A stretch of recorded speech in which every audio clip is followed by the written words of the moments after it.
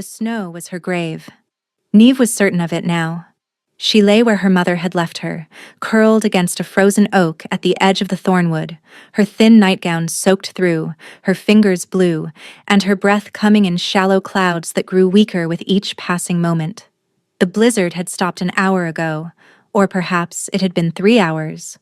Time meant nothing when you were dying. "You are no daughter of mine."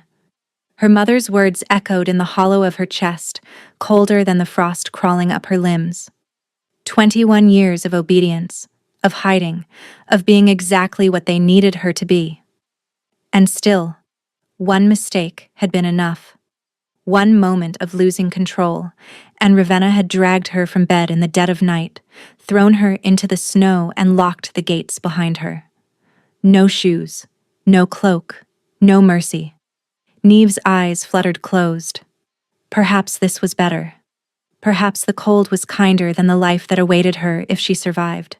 A life of running, of hiding what she truly was, of knowing that anyone who saw her deepest truth would recoil in horror. "Let me sleep," she thought. "Just let me sleep." But the wolves had other plans. She heard them before she saw them. The crunch of paws on frozen ground, the low rumble of breath, the unmistakable presence of predators circling. Neve forced her eyes open and found herself surrounded. 12 wolves, massive, silver-furred, their eyes gleaming gold in the pre-dawn light. And they were not wild. Their formation was too precise, their postures too controlled. These were shifters, royal wolves. The largest stepped forward and regarded her with an intelligence that made her skin prickle. Then a voice cut through the silence, deep and cold as the grave she'd been prepared to accept. "Bring her." By nightfall, Neve would stand before the Alpha King of Valdmere. By week's end, she would be his wife. He would offer her protection, warmth, a crown, everything she had never dared to dream of. He would promise to shelter her secrets, to never force her to reveal what she truly was. But he made one condition absolutely clear: he would never love her. Neither of them understood how impossible that vow would be. 12 hours earlier. The Ashworth estate had never been warm, but tonight it felt like a tomb. Neve sat at the edge of her bed, braiding her dark hair by candlelight, listening to the wind howl against the windows. The blizzard had been building since sundown. By morning, the roads would be impassable. She should have felt safe, sheltered. Instead, dread coiled in her stomach like a serpent. Something was wrong. She had felt it all evening. At dinner, her mother had watched her with an expression Neve couldn't name. Not anger, not disappointment. Something worse, something calculating. And her sister Isadora had refused to meet her eyes at all. "You're being paranoid," Neve told herself. "You've hidden for this long. They don't know. They can't know." But even as she thought it, she remembered yesterday afternoon. The hunt her sister had organized, the way the deer had startled, and Neve's wolf had surged forward without permission, desperate to chase. She had controlled it. Barely. She had not shifted. But for one heartbeat, her eyes had changed. Gold. Bright, burning gold. And Isadora had been watching. A knock at her door made Neve's pulse race. Before she could answer, it swung open. Her mother stood in the doorway. Ravenna Ashworth was 53 years old and looked 40, with silver-streaked auburn hair and the kind of bone structure that made lesser women weep with envy. She had been beautiful once, and she weaponized what remained of that beauty with precision. Tonight, she wore her winter cloak, fur-lined and immaculate, as if she were preparing for a journey. "Mother?" Neve rose. "Is something—" "Come with me," Ravenna said. Her voice was flat, empty. "What? Where? It's the middle of the night and the storm." "Now, Neve." The command in her tone left no room for argument. Neve grabbed her shawl, wrapping it around her nightgown, and followed her mother down the stairs. The house was silent. No servants in the corridors, no guards at the doors. That was wrong. There were always guards.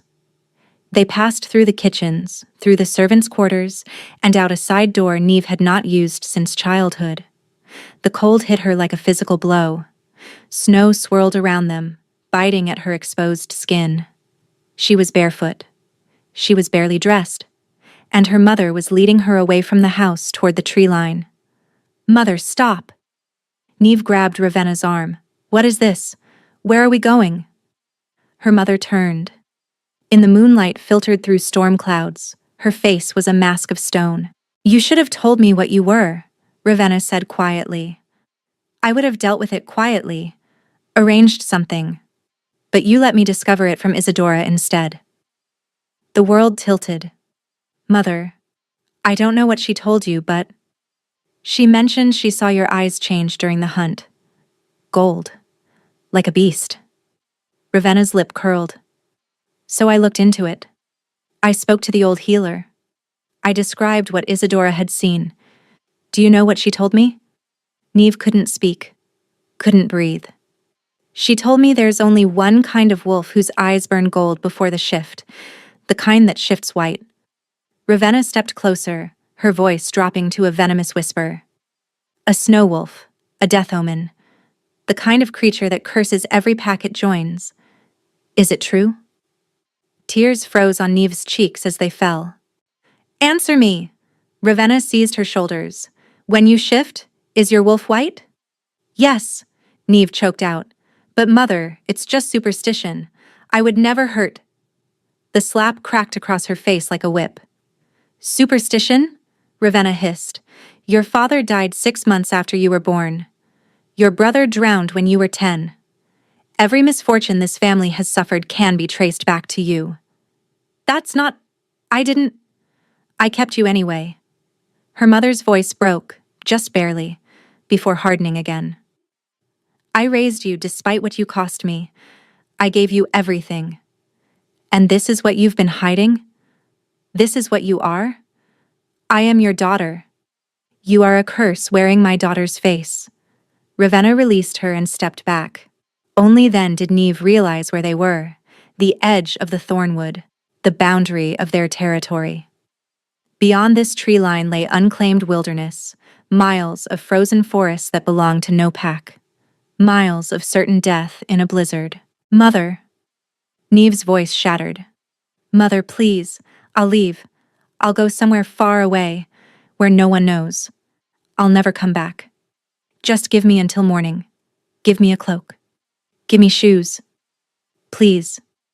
"I am giving you a mercy," Ravenna said coldly. "The cold will take you quickly. It's more than a death omen deserves." She turned and walked away. Neve tried to follow. Her legs buckled after 3 steps. The cold was already seeping into her bones, her bare feet burning against the frozen ground. "Mother!" she screamed.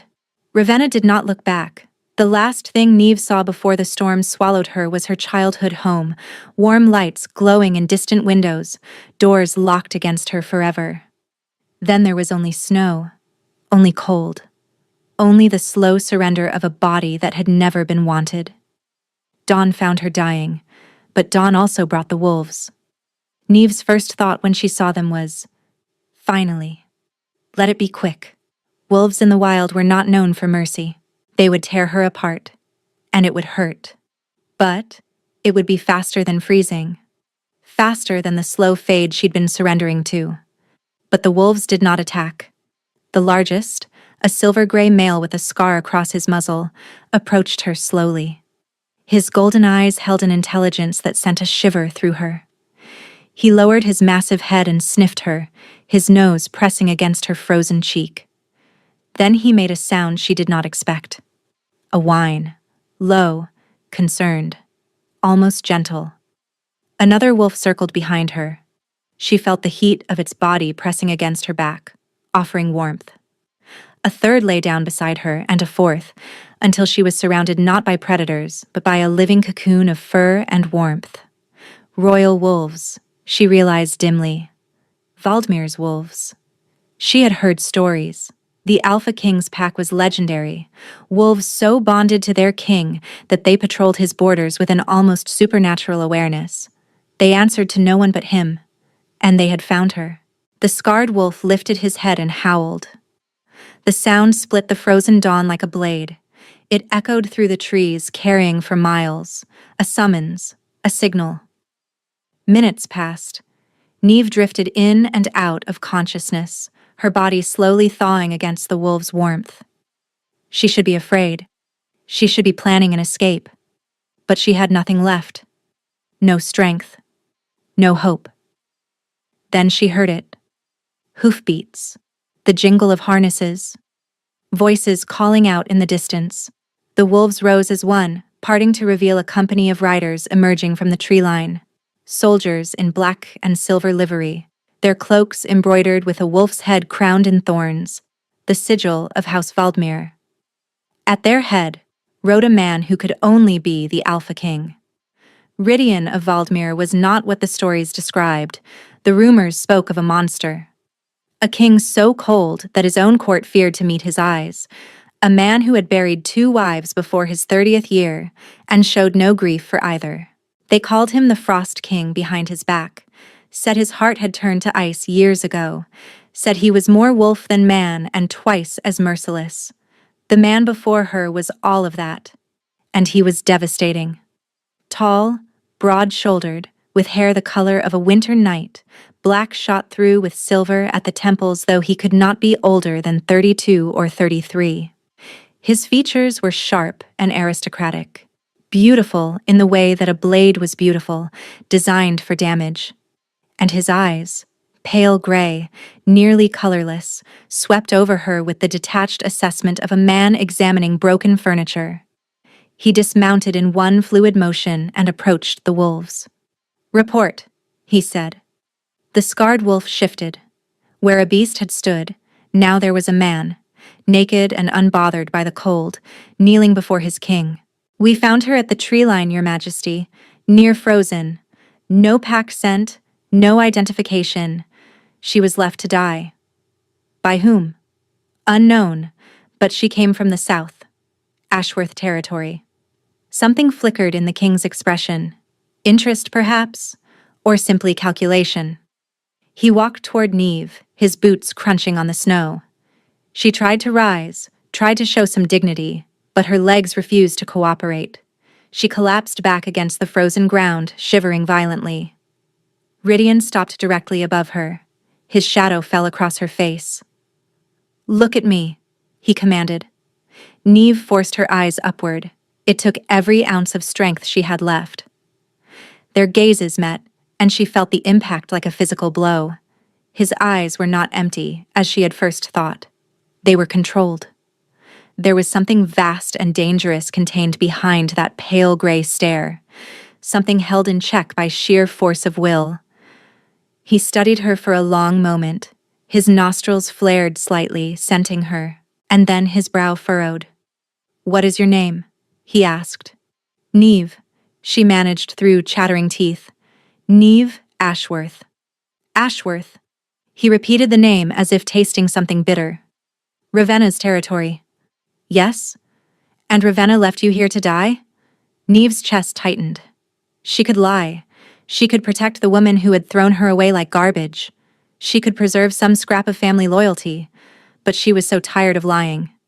"My mother cast me out," she said, "because of what I am." The king's expression did not change, but the wolves around her went very still. "And what are you?"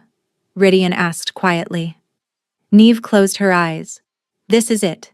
He'll kill me himself, or he'll leave me here to finish dying. Either way, it ends." "I'm a white wolf," she whispered. "A death omen. A curse." Silence stretched between them, vast and terrible. Then Ridian of Valdmir did something that made no sense at all. He laughed. It was not a warm sound.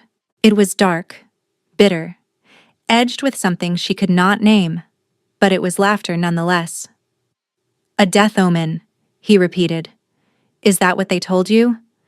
Neve opened her eyes, confused. The king crouched down until they were nearly level. This close she could see the faint scars on his jaw, the shadows beneath his eyes, the weight he carried in every line of his face.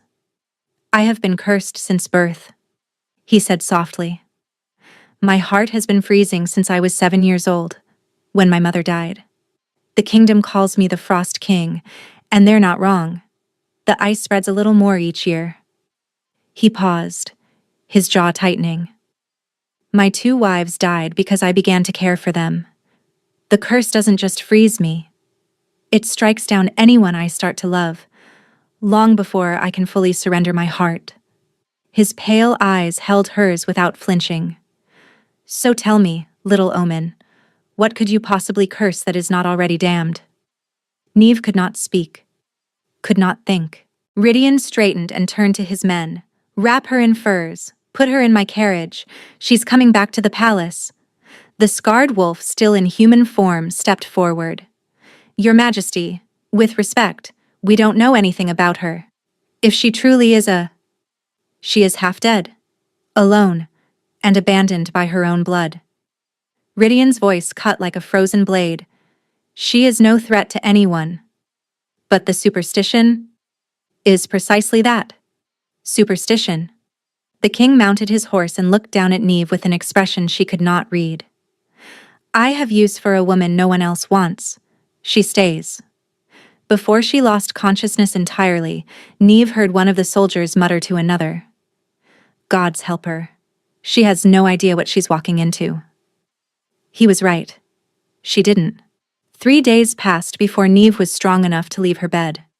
They had given her a room in the eastern wing of the palace, a chamber larger than her entire suite at the Ashworth estate. The walls were dark stone softened by tapestries depicting winter hunts, the bed piled high with furs, a fire roaring constantly in the hearth. Servants came and went, bringing food, drawing baths, checking her temperature with gentle, efficient hands. No one told her why she was here. No one told her what the king wanted, and no one answered when she asked what would happen next. On the 4th morning, a woman arrived who was different from the others. She was perhaps 60, steel-haired and sharp-eyed, dressed in the black and silver of the royal household. She introduced herself as Matilda, the king's head of staff, and informed Neve that His Majesty would see her within the hour. You will bathe and dress appropriately, Matilda said. It was not a suggestion. Neve bathed. Servants brushed her hair until it gleamed. They dressed her in a gown of deep blue velvet, finer than anything she had ever owned, with silver embroidery at the cuffs and collar. When she looked in the mirror, she barely recognized herself. The woman staring back looked like someone who belonged in a palace. Lies, Neve thought. All of it. Matilda escorted her through corridors that seemed to stretch for miles. The palace was a maze of stone and shadow, beautiful in a severe way, every surface polished to perfection, but somehow cold despite the fires burning in every hearth. They stopped before a set of massive oak doors, guarded by 2 soldiers who looked like they could snap her in half without effort. The council chamber, Matilda said. His Majesty awaits. When you enter, curtsy, wait to be addressed, and speak only when spoken to. Is that clear? Yes. The doors swung open. The chamber was vast, dominated by a long table surrounded by men in fine clothing. Advisors, Neve realized. Lords, perhaps. They turned as she entered, their expressions ranging from curious to contemptuous. And at the head of the table sat Rydian. He looked different today. No traveling clothes, no fur-lined cloak. He wore black, simply cut but clearly expensive, and a thin silver circlet rested on his dark hair. The crown of Valdemar. It should have made him look regal. Instead, it made him look like a beautiful nightmare. Neve curtsied as Matilda had instructed. Her legs trembled, but she held the pose until he spoke. Rise. She straightened. The king's pale eyes swept over her with the same detached assessment she remembered from the forest. You look better, he observed, less like a corpse. One of the advisors made a strangled sound. Rydian ignored him. I have a proposition for you, Neve Ashworth, the king continued. One I suspect you will find unusual. But before I make it, I must know. Do you have any attachment to your former life? Any desire to return to your mother's territory? Neve's hands clenched at her sides. My mother threw me out to die, she said quietly. I have no life to return to. Good. He said it without emotion, as if her tragedy were merely a convenient fact. Then you have nothing to lose by hearing my offer. He gestured to a servant who brought forward a document and placed it on the table. My kingdom requires an heir, Rydian said. My advisors have made it clear that I must marry again, despite my history. Despite the rather inconvenient fact that my previous wives did not survive the experience. Murmurs rippled through the assembled lords. One man, older and red-faced, shifted uncomfortably. Your Majesty, he began, perhaps we should discuss this in private. No. Rydian's voice was ice. She deserves to know what she is being offered, and what she is risking. He turned back to Neve. I am cursed, he said simply. The ice in my veins spreads a little more each year. And if I ever truly fall in love... He paused. The curse will consume me entirely. That's what killed my ancestors. Not battle, not illness. Love. His jaw tightened. The moment a king of Valdmir surrenders his heart, the curse takes him. My wives died because the curse sensed my growing affection and struck them down as warning. I will not let that happen again. Neve's chest tightened. I chose you because you were dying, he said quietly. Because you were abandoned, desperate, with nowhere else to go. I thought... He paused. I thought a woman with nothing would expect nothing, that she would be grateful for shelter and safety and would not make the mistake of wanting more. You chose me because you thought I couldn't love you, Neve whispered. Yes. The honesty was brutal, but she found she preferred it to pretty lies. My terms are these, Rydian said. You will be my wife, my queen. You will have every comfort, every protection, and every luxury the crown can provide. I will shelter your secret, whatever it is that made your mother cast you out. No one in my kingdom will ever see you shift. You will never have to reveal what you are. Neve's heartbeat thundered against her ribs. And in return, she managed. In return, you will give me heirs.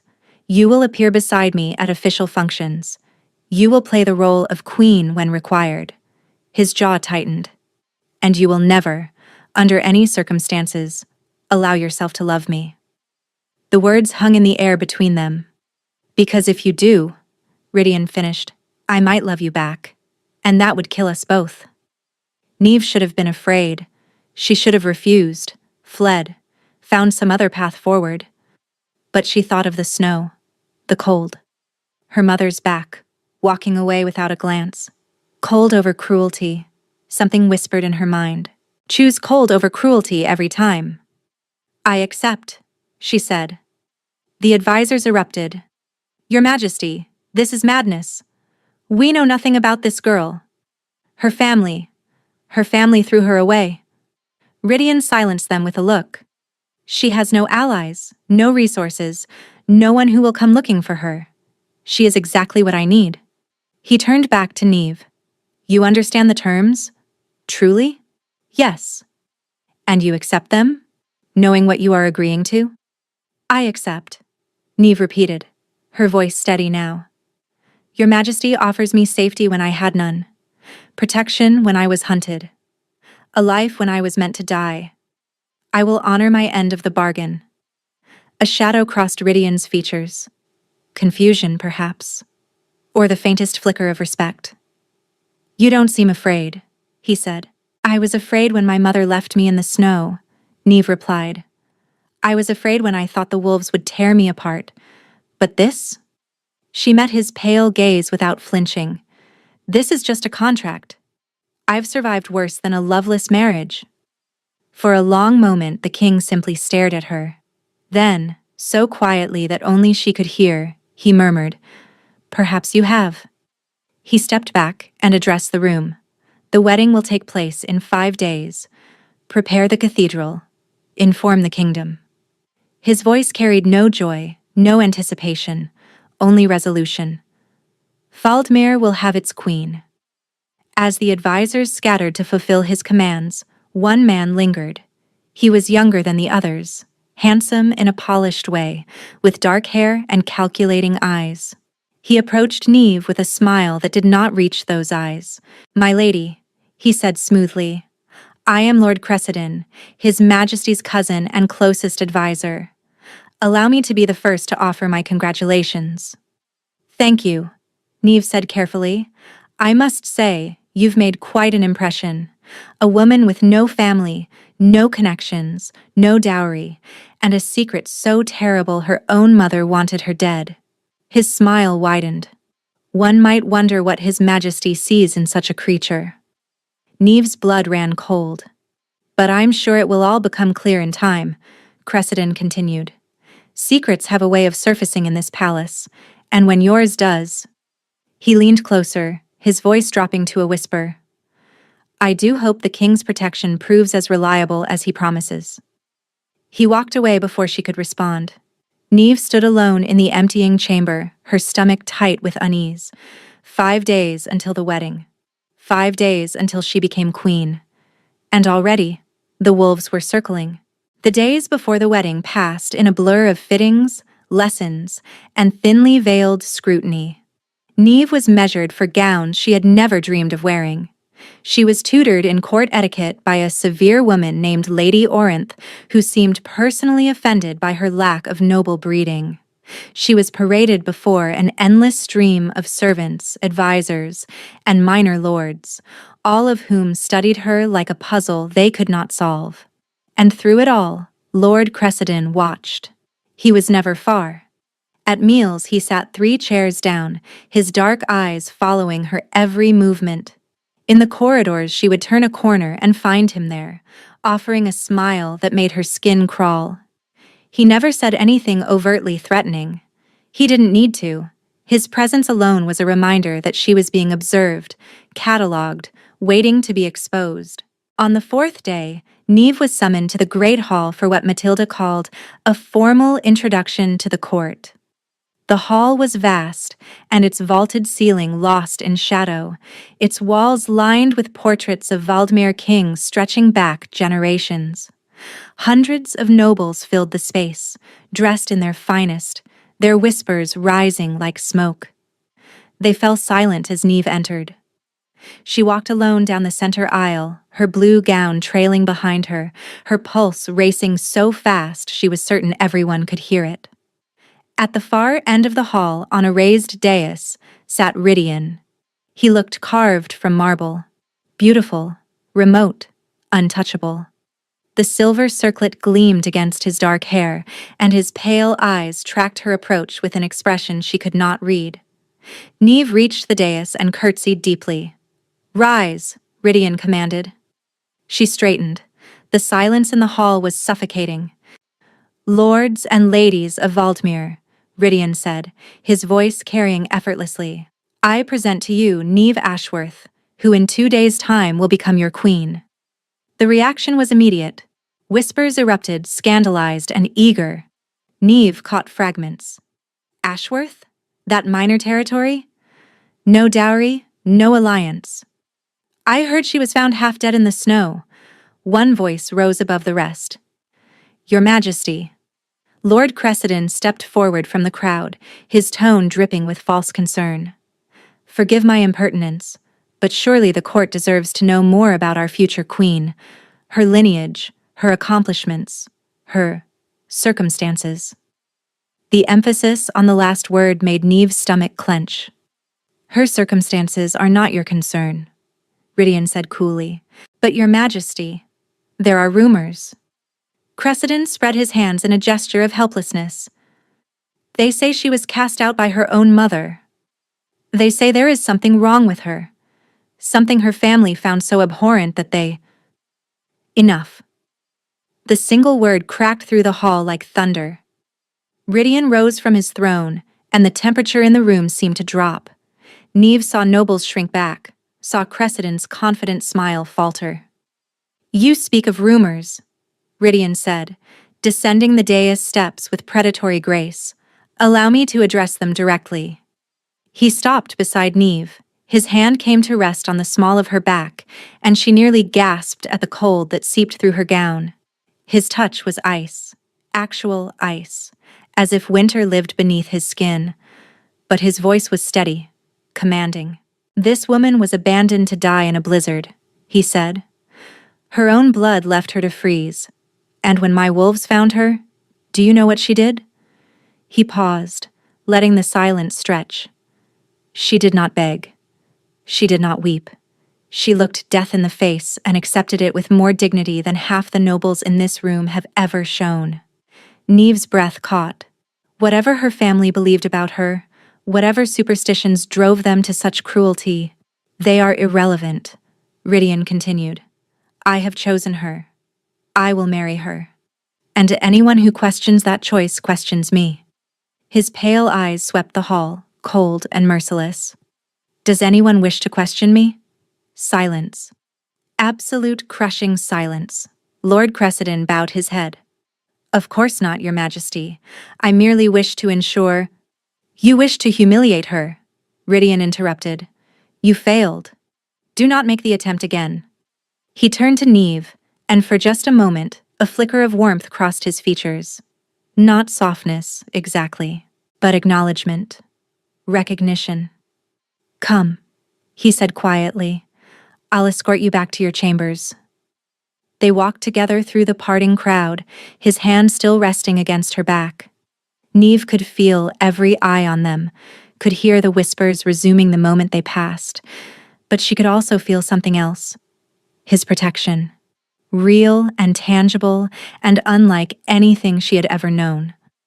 When they reached the corridor beyond the hall, Rydian released her and stepped away. You handled that well, he said. I didn't handle anything. You did. You didn't cry, you didn't crumble. That's more than most would manage under Cressiden's scrutiny. He studied her. He will not stop, you know. He believes he should have been king. He resents anyone who stands between him and the throne. Is he dangerous?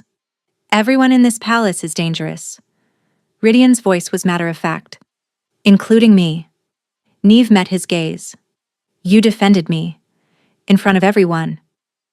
I protected my investment. But something in his tone rang false, as if he were reciting lines he no longer believed. Do not read more into it than exists. He turned and walked away, leaving her alone in the cold corridor. But Neve could still feel the ghost of his hand on her back, and she could still hear the conviction in his voice when he'd called her dignified. He doesn't want to care, she realized. But he does. Just a little. Despite himself. It was a dangerous thought. She buried it deep. The morning of the wedding dawned gray and bitter. Snow fell in thick curtains beyond the palace windows, blanketing the kingdom in white. The servants called it an omen, though they could not agree whether it was good or ill. Neve thought it fitting. She had been born from snow. Reborn from it too. Perhaps it was only right that her marriage begin the same way. The blind seamstresses arrived at dawn. Neve had requested them specifically, and Rydian had agreed without question. They dressed her in layers of white silk and silver embroidery, their gentle hands working by touch alone. A veil of delicate lace was pinned to her dark hair, heavy enough to obscure her features, light enough to allow her to see. No one would glimpse her face until she chose to reveal it. It was a small protection, but it was hers. Matilda escorted her to the cathedral. The building was ancient, its spires reaching toward the stormy sky like frozen fingers. Inside, thousands of candles burned against the gloom, their light reflecting off the snow that had drifted through gaps in the ancient stonework. The pews were packed. Every noble in Valdemir had come to witness the impossible. The Frost King taking a third wife. And there, at the altar, stood Rydian. He wore black, as always, but today his clothing was trimmed in silver, and the crown on his head was larger, more elaborate. He looked like something from a dark fairy tale, a cursed prince waiting for a maiden who could not save him. Neve walked toward him alone. No father to give her away, no family to witness her vows. She had only herself, her secrets, and the fragile hope that this bargain might actually save her. The priest began the ceremony. His words washed over her like distant music, familiar but meaningless. She was too aware of Rydian beside her, of the cold radiating from his body, of the weight of 1,000 watching eyes. Then came the vows. Do you, Rydian of House Valdemir, Alpha King of this realm, take this woman to be your wife, your queen, your mate? I do. His voice was steady, betraying nothing. The priest turned to Neve. And do you, Neve of House Ashworth, take this man to be your husband, your king, your mate? I do. Then speak the words of binding.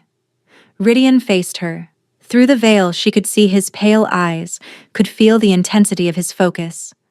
I claim you as mine, he said, my wife, my queen, my mate. I vow to protect you, to shelter you, to provide for you until death parts us. Emotion swelled in Neve's chest. Until death parts us. For him, those words carried a terrible weight. I claim you as mine, she echoed. My husband, my king, my mate. I vow to honor you, to stand beside you, to share your burdens until death parts us. The priest smiled. The bond is spoken. Now seal it with a kiss. The crowd leaned forward. This was what they had come to see. Would the mysterious bride finally reveal her face? Would the king demand it? Rydian stepped closer. His hand rose toward her veil. Neve's heart stopped. He's going to lift it. He's going to see me. He's going to... But his fingers stopped at the edge of the lace. They rested there for a moment, trembling almost imperceptibly. Then, slowly, deliberately, he lifted her hand instead. He raised her gloved fingers to his lips and pressed a kiss to her knuckles. The touch was cold, achingly cold, but gentle. So impossibly gentle. The crowd erupted in confused murmurs. He didn't lift the veil. Why didn't he look at her? What is he hiding? What is she hiding? Neve stared at him through the lace, her eyes burning with tears she refused to shed. You didn't have to do that, she whispered. You asked me to protect your secret, Rydian said quietly. Did you think I would break that promise on our wedding day? I thought... She swallowed hard. I didn't know what to think. Now you do. He released her hand but held her gaze. Whatever happens, Neve, I will honor our bargain. Even when it costs me. The priest cleared his throat awkwardly. I present to you King Rydian and Queen Neve of Valdemir. Long may they reign. The cheers that followed were half-hearted, confused.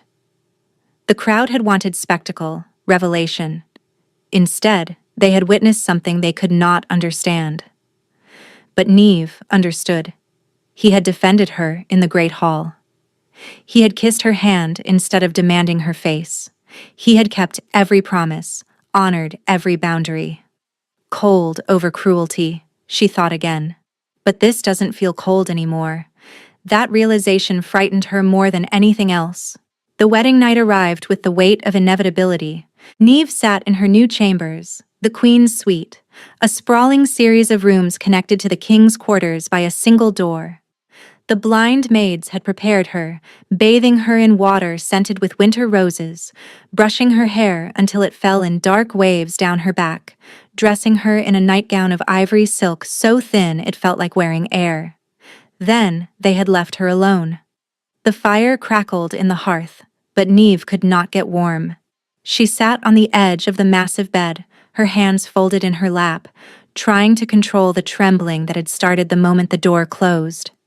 He said he needs heirs, she reminded herself.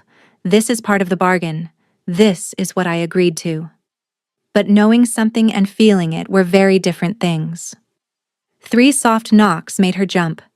Come in, she managed. The door opened and Rydian entered. He had changed from his wedding clothes into something simpler. A white shirt unlaced at the collar, dark trousers, and bare feet. His crown was gone. His hair was loose around his shoulders. He looked younger like this, almost vulnerable. He closed the door behind him and stood very still, studying her from across the room. You're afraid, he observed. A little. Neve admitted. There was no point in lying. He could probably smell it on her. I will not force you. His voice was quiet, serious. Whatever the terms of our arrangement, I will not take what is not freely given.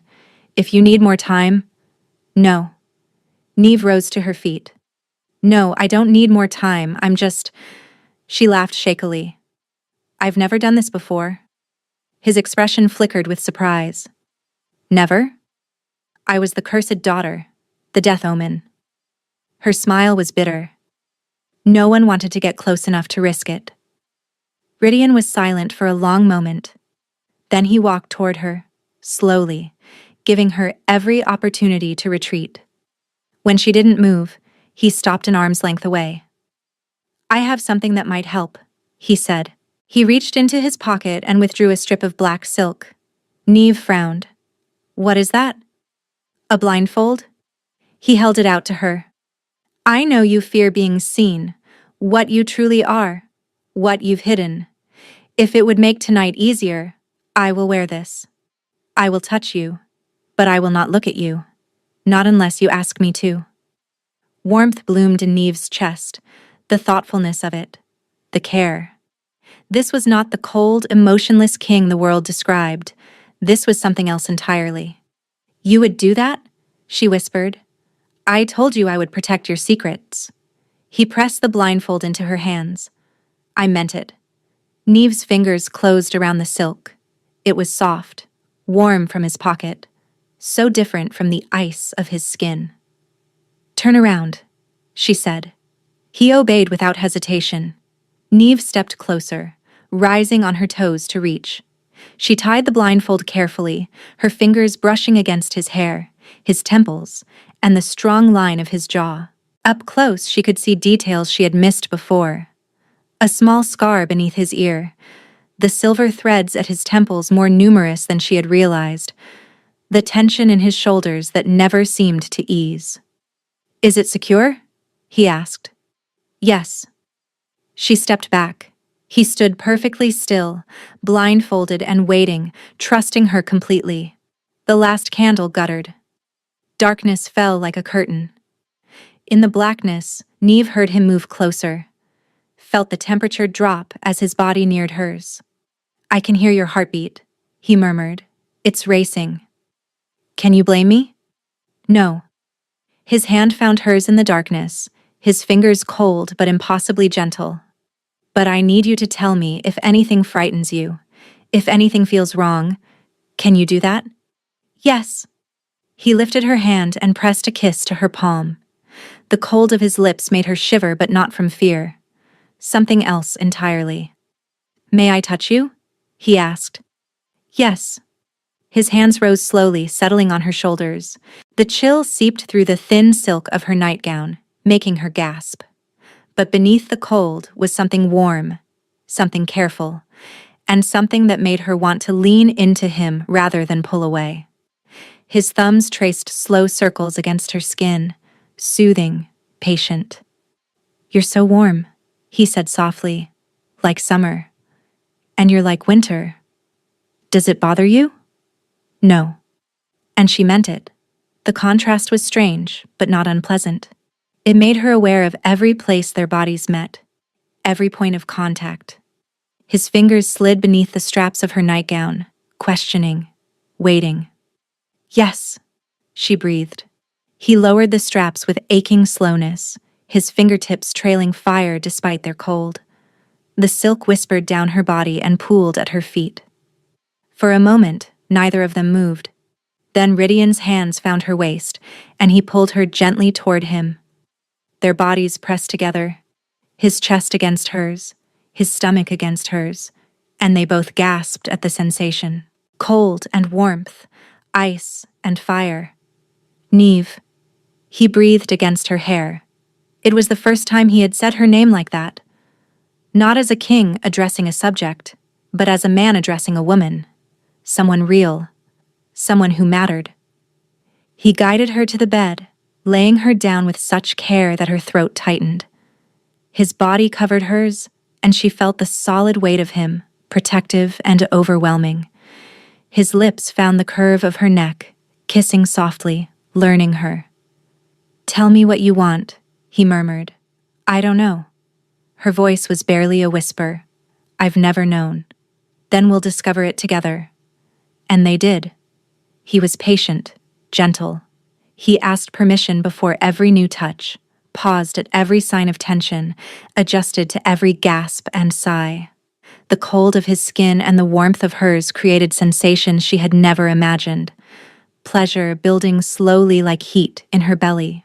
When they finally joined, there was a moment of discomfort that made her tense. "Breathe," he murmured. "Just breathe." She breathed. The discomfort faded, and what replaced it was something beyond words. Connection, completion, a sense of being truly known, even in the darkness, even with secrets still between them. Afterward, they lay tangled together, both trembling. His arm was wrapped around her waist, holding her close. His breath was warm against her hair despite the cold of his skin. "Thank you," he said quietly. "For what?" "For trusting me." He pressed a kiss to her shoulder. "I know it wasn't easy." Neve turned in his arms, facing him even though neither could see. Her hand found his face, tracing the edge of the blindfold. "Can I ask you something?" "Yes." "Why are you so cold? Physically, I mean. Alphas are supposed to run hot. But you're like ice." He went very still.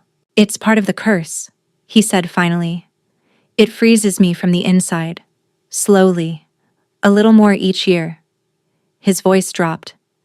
"And if I ever truly fall in love, the ice will consume me completely. That's what killed my ancestors. Not battle, not illness, love. The moment a king of Valdmir surrenders his heart, the curse takes him." Neve's heart clenched. "Is there a cure?" "No." The word was final. Absolute. "There is no cure. There is only survival. And the promise I made to never let anyone close enough to matter." She felt the blindfold against her fingers, felt the trust he had placed in her by wearing it. "I won't love you," she said softly. "I gave you my word." "I know." But something in his voice sounded almost sad. "I know you did." He held her tighter, and despite the cold of his body, Neve felt warmer than she had in her entire life. "This is dangerous," she thought. "This is how it starts. This is how people fall." But she didn't pull away. Weeks turned to months. Winter deepened, then slowly began to release its grip. And every night, without fail, Rydian came to her chambers. At first, it was purely contractual. He arrived after dark, stayed until dawn approached, then left before the servants could witness him emerging from her rooms. They never spoke of feelings. They barely spoke at all, those first weeks, communicating instead through touch and breath and the language of bodies learning each other. But gradually, things changed. It started with small things. He began arriving earlier, sometimes before dinner, sharing meals with her in her private sitting room. He asked about her day, what she had read, what she had observed about his court. She asked about his kingdom, his challenges, the weight he carried. One evening, he told her about the trade disputes with the Eastern territories. "They want access to our mountain passes," he explained, stretched beside her on the bed, his fingers idly tracing patterns on her arm. "But they refuse to acknowledge our sovereignty over the Thornwood border." "The Thornwood?" Neve's stomach tightened. "That's where your wolves found me." "I know." His hand stilled. "It's technically unclaimed territory, but we've patrolled it for generations. If the Eastern Lords gain control, they could use it as a staging ground." "For what?" "Invasion. Eventually." His voice was grim. "The East has always wanted Valdmir. Our mines, our ports, our military strength. The only reason they haven't moved against us is because they fear what I might do in response." Neve turned to face him in the darkness. "And what might you do?" "Whatever is necessary to protect my people."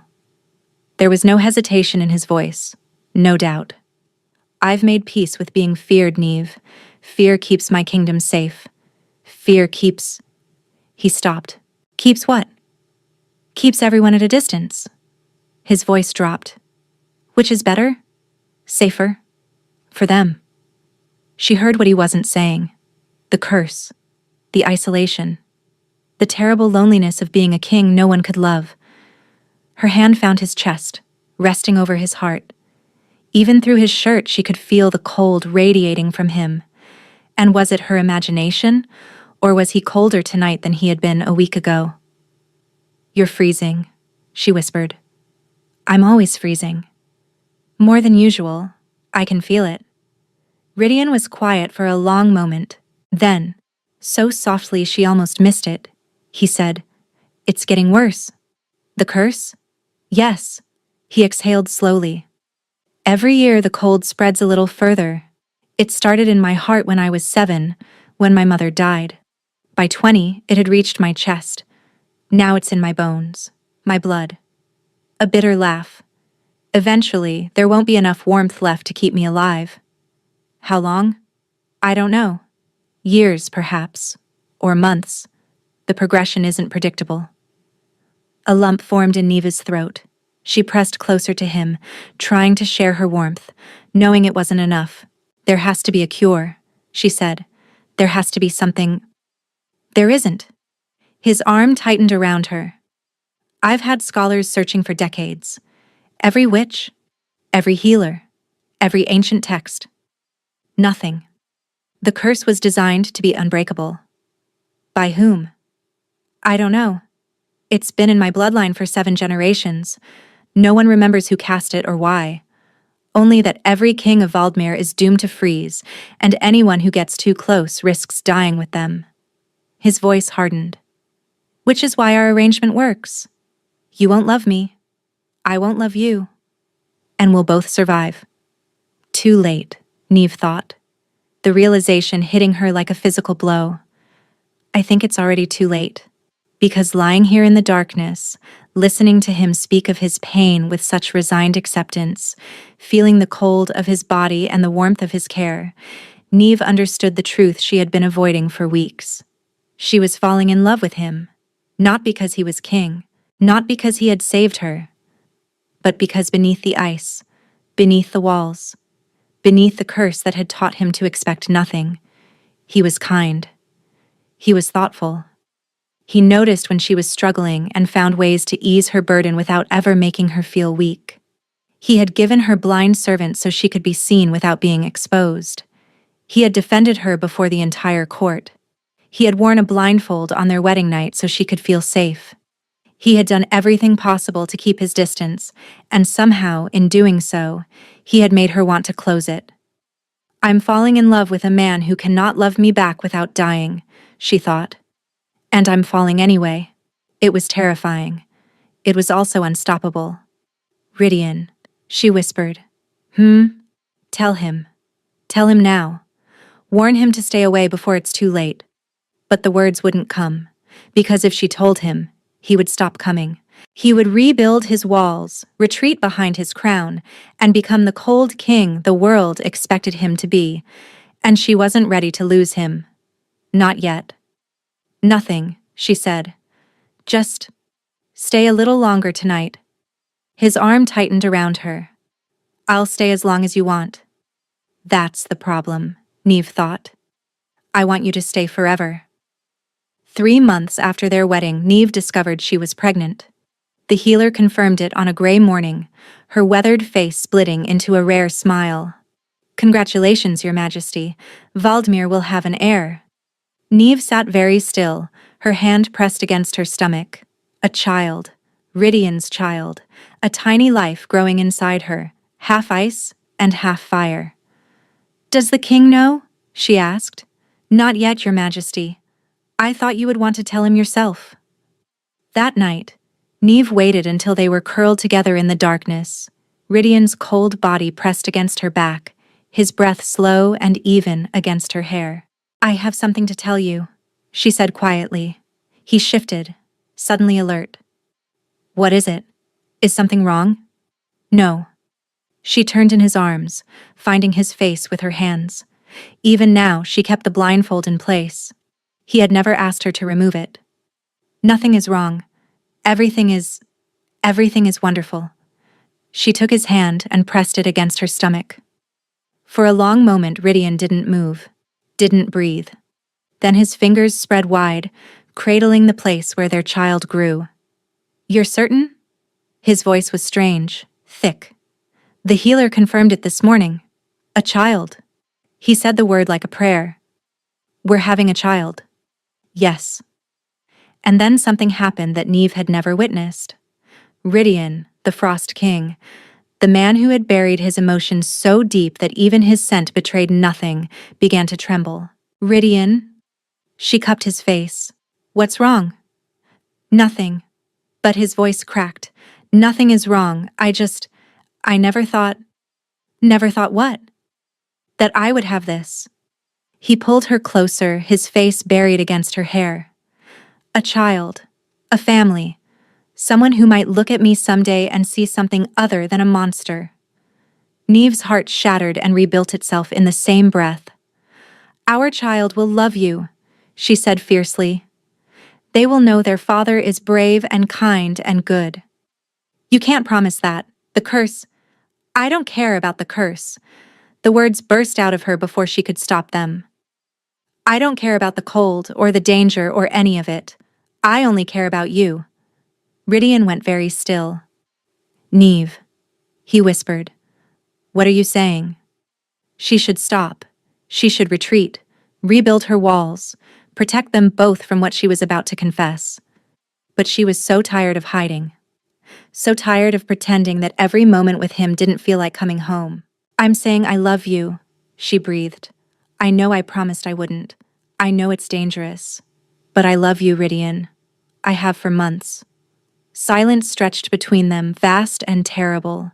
Then his hands found her face, cupping her cheeks with desperate tenderness. I love you too, he said, the words rough and broken. God's help me. I tried not to. I tried so hard. But you're everything, Neve. Everything I never let myself want. Joy exploded in her chest. She pulled him closer, their lips meeting in a kiss that tasted like tears and hope and… Rydian gasped.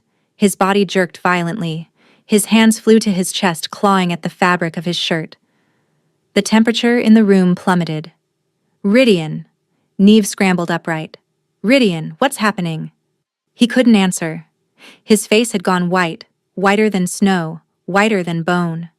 Frost was spreading visibly across his skin, climbing up his throat, crystallizing on his lips. No, Neve sobbed. No, no, no. The curse, he managed through chattering teeth. I said, I loved. His eyes rolled back, his body seized, and then the Alpha King of Valdmir collapsed in her arms, his skin turning to ice beneath her hands. Even as she screamed for help, some part of her noticed that she felt no pain, no frost creeping through her own veins. The curse was killing him, but not her. She didn't understand why. Help! Neve screamed. Someone help me! The king is dying! The palace erupted into chaos. Healers came and went, their faces growing grimmer with each examination. The frost had spread across Rydian's entire torso, climbing toward his throat, creeping down his arms. His heartbeat was slow, too slow, each pulse weaker than the last. There's nothing we can do, the head healer admitted, his voice heavy with defeat. The curse is consuming him. At this rate, he'll be gone within days. Neve refused to accept it. She sat beside his bed, holding his frozen hand, watching the shallow rise and fall of his chest. She hadn't slept in 3 days. She hadn't eaten. She had barely moved from this spot. You can't die, she whispered. Not now. Not when we're finally… Finally what? She thought bitterly. Finally happy? Finally in love? That's exactly why he's dying. Because I was selfish. Because I couldn't keep my distance. The door opened behind her. She didn't turn. Your Majesty. Lord Cressidon's voice slithered into the room. You should rest. Conserve your strength. For the kingdom's sake, if not your own. Get out. The council is concerned. With the king incapacitated, someone must lead. And given your… condition… His eyes flickered to her stomach. Perhaps it would be best if I assumed temporary control. Neve finally turned, her eyes blazing. You'll assume nothing. I am Queen Regent. Any decisions about this kingdom go through me. Cressida's smile didn't waver. Of course, Your Majesty, I merely meant— I know exactly what you meant. She stood, facing him fully. You've been waiting for this, planning for it. Every snide comment, every veiled threat. You wanted him to fall. I wanted what's best for Valdemir. You wanted the crown. For just a moment, something ugly flickered behind his polished mask. Then it vanished, replaced by wounded innocence. I am grieved by your accusations, Your Majesty. Truly grieved. But given the circumstances, I'll forgive your harsh words. He bowed. I'll leave you to your vigil. He was gone before she could respond. Neve sank back into her chair, shaking. Cressida was circling, waiting for Rydian to die so he could seize power, and there was nothing she could do to stop him. Unless— a memory surfaced. Something Rydian had said about the curse. Every witch, every healer, every ancient text. Nothing. But he hadn't consulted every witch. He hadn't asked the one person who might know something about ancient curses, about bloodlines, about secrets that families buried for generations. Her mother. Neve's hands clenched. Ravenna had thrown her out to die, had called her a death omen, a curse. But Ravenna had also known things she'd learned from her own mother and grandmother, secrets passed down through the Ashworth line. If anyone knew how to break an unbreakable curse, it might be her. She left you to freeze, Neve reminded herself. Why would she help you now? But she had to try. For Rydian, for their child, for everything. She kissed Rydian's frozen forehead.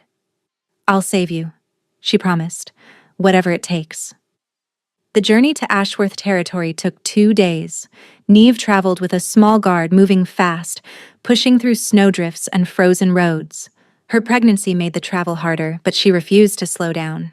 Every hour that passed was an hour closer to Rydian's death. The Ashworth estate looked smaller than she remembered. Grayer.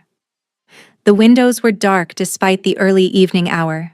She dismounted and strode to the front door, pounding with her fist. A servant answered, his face going pale when he recognized her. Queen Neve, where is my mother? In her study, but my lady, she's not— Neve pushed past him. She found Ravenna exactly where she expected. Seated by the fire, a glass of wine in hand, her face illuminated by flickering flames. She looked older than Neve remembered, haggard, as if the past months had aged her a decade. Mother. Ravenna's head snapped up. Something crossed her face, too fast to identify. Shock? Fear? Guilt? Neve. Her voice was barely a whisper. You're alive.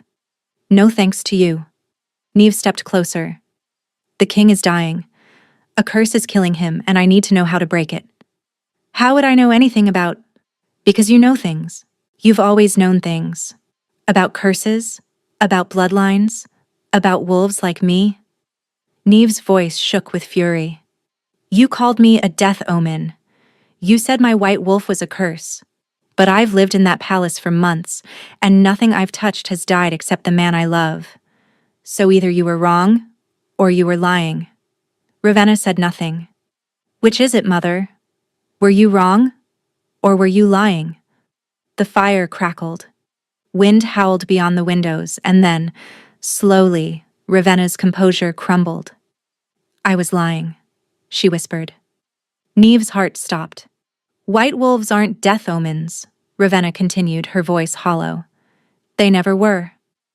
That's a superstition invented centuries ago to keep people afraid, to prevent them from discovering the truth. What truth? Ravenna's eyes finally met hers. White wolves are healers, Neve. Their fire isn't destructive, it's purifying. It can burn away curses, diseases, corruption. A tear tracked down her weathered cheek. They're the rarest wolves in existence and the most powerful. The room spun. Then why? Neve's voice cracked. Why did you throw me out? Why did you tell me I was cursed? Because he made me. Ravenna's hands were shaking. Lord Cressiden, he came to me months before you were cast out. He knew what you were, knew what you could do. And he knew that if you ever reached the Alpha King, you could break the curse that's been killing the Valdemir bloodline for generations. Cressiden, Neve breathed. He orchestrated this. He threatened Isadora, said he would have her killed if I didn't get rid of you. Ravenna was weeping openly now. Isadora didn't know. She mentioned your eyes innocently, not understanding what it meant. Cressiden had already been watching our family for months. He used what she said, twisted it, and when I hesitated, he threatened her life. I couldn't lose another child, Neve. I couldn't. So I did what he asked. I told myself the cold would take you quickly, that it would be merciful, that— Merciful? Neve's fury exploded. You left your daughter to die. I know. Ravenna collapsed into herself. I know what I did. I've lived with it every day since. But Cressiden has spies everywhere. If he learns you've discovered the truth, he won't have time to do anything. Neve was already moving toward the door. Because I'm going back to Valdemir, and I'm going to save my husband. Neve, wait. But Neve was already gone. She rode through the night, pushing her horse harder than she'd ever pushed anything. The cold bit at her face, her hands, but she barely felt it. All she could think about was Rydian, lying frozen in that bed, his life slipping away with every passing moment. I'm a healer, she thought, the truth still settling into her bones. My wolf isn't a curse, it's a cure. She reached the palace at dawn. The guards let her through without question, but their faces were grim. Whatever news awaited her inside, it wasn't good. She burst into Rydian's chambers to find the healers gathered around his bed, their expressions defeated. Cressiden stood in the corner, his face arranged in perfect mourning, but his eyes gleaming with barely concealed triumph. Your Majesty, the head healer said sadly. I'm so sorry. There's nothing more we can— Everyone out. They stared at her. Now. The healers scattered. Only Cressiden remained, his smile turning cold. My dear queen, you've returned just in time to say goodbye. How touching. I know what you did. Neve's voice was steady despite the rage burning through her. I know you threatened my mother. I know you wanted me dead because you knew what I could do. For the first time, Cressiden's mask slipped. Real fear flickered in his eyes. I don't know what lies your mother has— Guards! 2 soldiers burst through the door. Arrest Lord Cressiden for treason against the crown. You can't do this. Cressiden's composure shattered completely. I am the king's cousin. I am next in line for— You are nothing. Neve stepped toward him, and something in her eyes made him stumble backward. You conspired to murder me. You manipulated my family. You let the king die rather than allow anyone to save him. That is treason, and you will answer for it. The guards seized him. He struggled, shouting threats and denials, but they dragged him away without ceremony. Then Neve was alone with Rydian. She moved to his bedside and took his frozen hand. His skin was blue. His breath was barely visible. The frost had climbed past his throat, creeping toward his face. I'm here, she whispered, and I'm going to save you. She had never shifted willingly before. Her wolf had always been something to fear, something to suppress. But now she reached for it deliberately, calling it forward from the depths of her soul. The change took her like a wave. Bone shifted. Muscle reformed. Fur erupted across her skin, thick and soft and impossibly white.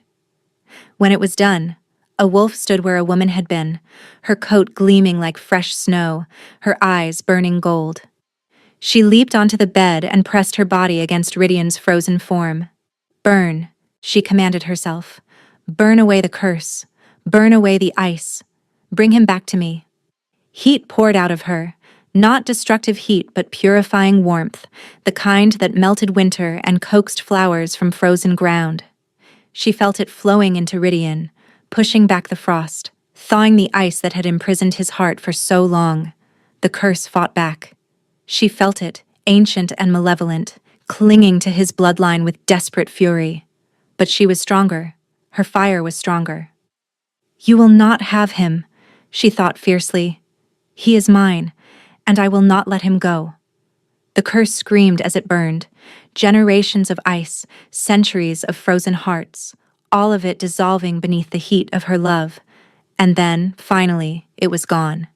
Neve collapsed, shifting back to human form, naked and trembling on the bed beside him. She had nothing left. Every ounce of strength had poured into breaking that curse. But Rydian's chest was moving, rising and falling with strong, steady breaths. His eyes fluttered open. "Neve?" His voice was hoarse but warm. Actually warm. She burst into tears. "You're alive." She threw her arms around him, and for the first time his body wasn't cold.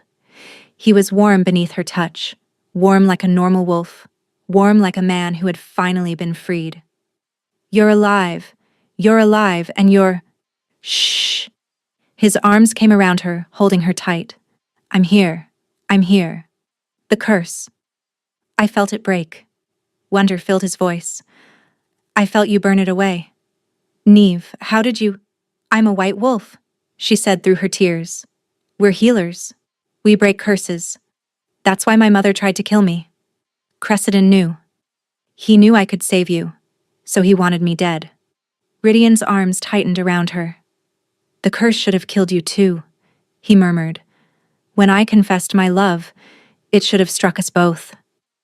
"My wolf protected me," Neve realized. White wolves burn away curses. Even while I didn't know what I was, my fire was shielding me from the ice. "Cressida," he growled. "Already arrested. He'll face justice." "Good." He pulled back just enough to look at her face, really look at her, for the first time with clear eyes and a heart that was finally free. "You're beautiful," he breathed. "Gods, Neve, you're the most beautiful thing I've ever seen." She laughed through her tears. "You've never seen me before. I've seen everything that matters." He cupped her face, his hands warm, so wonderfully warm. "I've seen your courage, your kindness, your strength. I've seen you face impossible odds and refuse to break. I've seen you love me even when loving me should have been fatal." His voice cracked. "I love you, Neve. I love you. And for the first time in my life, I can say those words without fear." "I love you too," she whispered. "I never stopped, even when I should have." He kissed her then, deep and desperate, a kiss that tasted like freedom and futures, and everything they'd almost lost, 6 months later. The throne room was packed. Nobles, dignitaries, common folk, all gathered to witness the presentation of Valdmir's newest prince. Neve stood beside Rydian, their son cradled in her arms, a perfect bundle of dark hair and pale gray eyes. They had named him Calder. It meant cold water, a tribute to his father's past and a reminder of everything they had overcome. "Lords and ladies of Valdmir," Rydian announced, his voice carrying through the hall. "I present to you Prince Calder, heir to the throne, and son of a king and a white wolf. Living proof that the curse that plagued our bloodline for generations has finally been broken." The crowd erupted in cheers. Neve looked out at the assembled faces and spotted a familiar figure near the back. Her sister, Isadora, stood beside Matilda, her expression tentative, hopeful.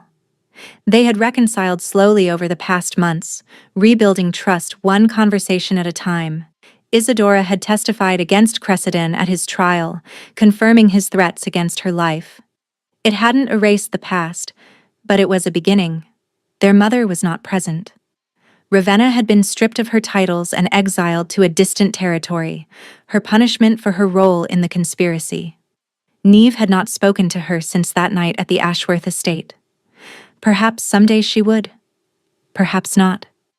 Some wounds took longer to heal than others, but here, now, holding her son, standing beside the man she loved, Neve felt something she had never truly experienced before. Peace. Rydian leaned close, his breath warm against her ear. Happy? More than I ever thought possible. He smiled, that rare, genuine smile that still made her heart skip. Good, because I intend to make you even happier. Is that a promise? It's a vow. He pressed a kiss to her temple. From a king who finally has something worth living for. Neve looked down at Calder, at his tiny fingers and peaceful face, and thought about everything that had led to this moment. The snow, the wolves, the curse, the love that should have killed them both, but instead set them free. Her mother had cast her out to die, but death had not found her. Love had.